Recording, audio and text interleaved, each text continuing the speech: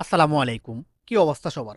আজকে যাব হচ্ছে একটা ছোট ভাইকে দেখার জন্য। যার জন্য আগে চলে আসি মার্কেটে। এসে ১ম এ ঢুকে পড়ি ফুড সেকশনে। ওর জন্য কিছু আপেল নিয়ে নিই। আপেল শেষ করার পরে চলে আসি কলা সেকশনে। কিছু কলাও নিয়ে নিই। একটা মজাদার বিষয় হচ্ছে এই দেশটিতে কলা কিন্তু কেজি হিসেবে কিনতে হয়। দেখতে পাচ্ছেন ৳69 পার কেজি। যেখানে বাংলাদেশে আমরা কলা পার পিস অথবা ডজন হিসেবে কিনে থাকি। খুবই কিউট অনেকগুলো পুতুল দেখতে পাই। দুঃখের বিষয় হচ্ছে আমার তো গার্লফ্রেন্ড নাই, কাকে দিব? এরপর অনেকগুলো ড্রিংকস নিয়ে নিই ওর জন্য। ভাইটিকে দেখে মনে হচ্ছে ভাইটি মনে হয় জুস খাবে, যার কারণে জুস দেখতেছি।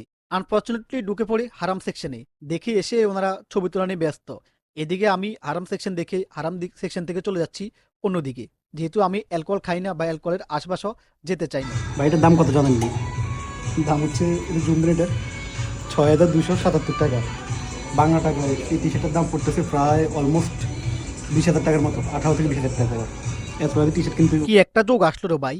এখন মাথার খুলির ভিতর করেও হারাম বিক্রি করে, যেটার দাম আবার ৳২,৫০০। খুব এক্সপেন্সিভ।